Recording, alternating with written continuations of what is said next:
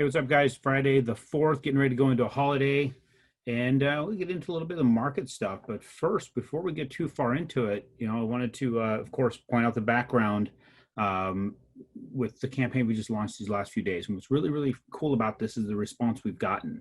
So, one, we as Security National in my branch, Aaron.Chapman's branch here, we're shooting 10,000 over right out of the gate to get this started. And then, once we put the campaign out there, it's really cool to see how people responded to that. Let me show you how they went to the website, aaron.chapman.com. And then from there, all you have to do is once it loads, scroll down just a little bit down here, and you get right into where you can donate. So those who had clicked in there to donate, and again, we're not, we don't collect the money. This goes directly through to Operation Underground Railroad. So it links directly to this. And look, I mean, as of this morning, $1,700 raised. That is absolutely awesome. And it's 2 days, 3 days, I think 3 days. And that's what we've been able to do, which is really, really, really cool. So 1,700 is raised on top of the 10,000 we're putting in. And going forward, as we had referenced, I'm looking to do $50 per every closed file. So we're doing 100 plus a month. So it's at least $5,000 a month we're shooting for. And I'm just asking those who have an interest in the cause to do $50 for every file we close for you. That way, if we're doing 5,000 and everybody else chips in and does the 5,000, we're doing 10,000 a month. This is a game changer for somebody out there. I mean, that's from what I understand of the statistics here. It takes approximately $10,000 a person to get them out of human trafficking.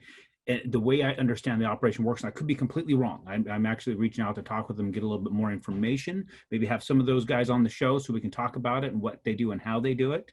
I'd also recommend going to Amazon Prime and getting Operation Toussaint. Watch that over the weekend. We got a 3-day weekend coming up. See if you can find some time to watch that one and understand what they do here. So the way I get it, and again, I could be wrong, they're taking the money that's being donated, of course, getting resources to do all their research, then also, having to purchase people to understand where these things are being done, who's doing what, to really kind of get a hold of whoever's get a grip on their operation and then bring them down.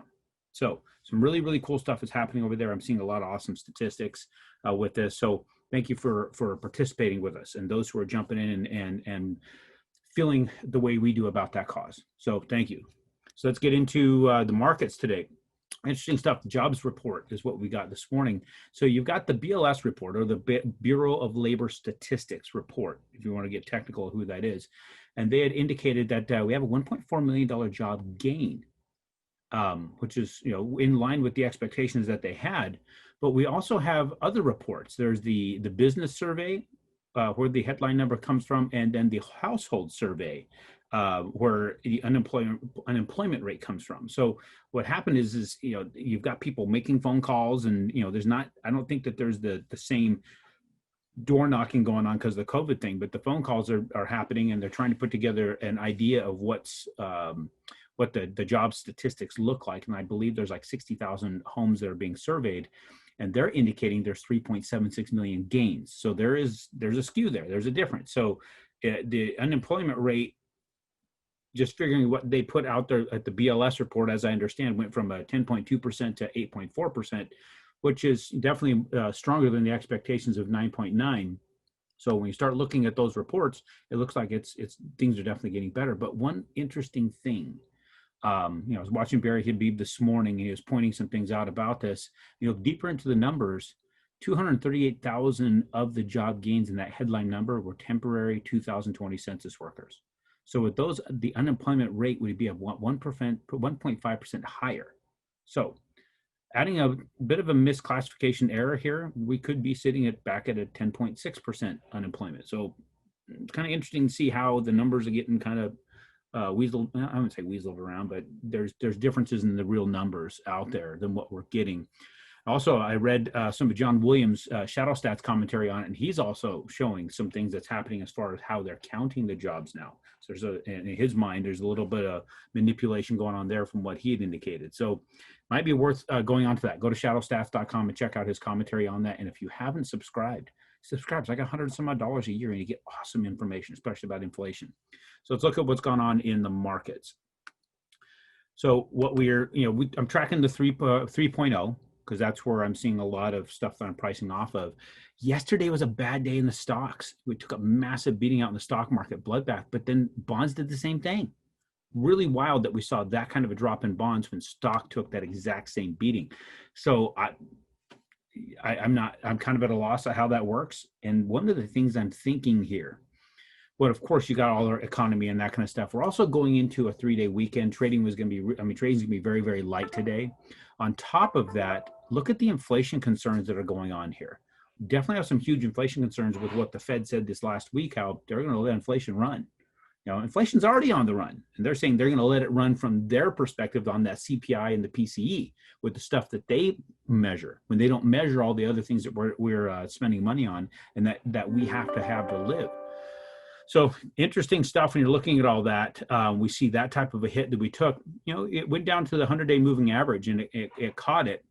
Today we opened below the 100-day moving average, above support. So let me strip out some of these things here, and we're just going to put back in the support and resistance lines, so you can see that.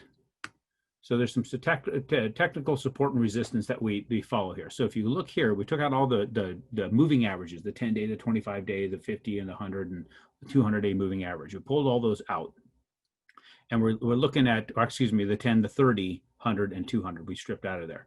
And if you look where, it stopped on that 100-day moving average before, when we see it open below it, it tried to go below. The market this morning traded well below these floors of support, if you will, and it's now holding within that support range. So we're back into the range where we were previously, back into this range. We creeped out of the range above resistance, above the ceiling just a little bit for a couple of days, but then we're back into the range. So in reality, we're not seeing a huge difference here.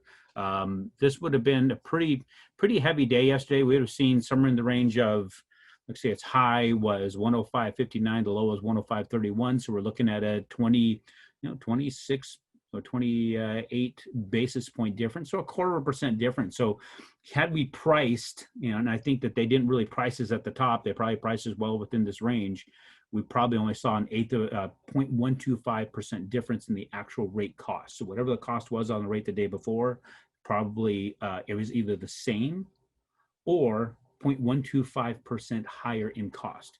Today, we're probably going to see another 0.125% higher today, just based upon what I'm seeing here, or depending upon where they decide to price, or maybe they haven't priced yet. So that's what we're seeing right now.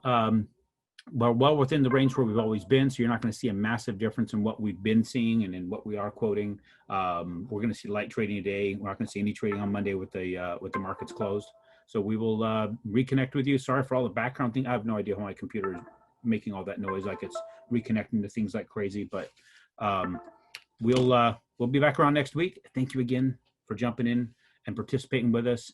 I think in going forward, 10,000 a month. And I'm gonna keep the campaign going. I'm heavy into this. We'll be talking with the guys over there, Operation Underground Railroad, and see if we can get some comments from those guys directly to all of us. Thank you. And have a great weekend. Enjoy the time. Be safe. Don't do anything crazy. I'm just gonna stay put, work out in the shop, maybe go rock crawling.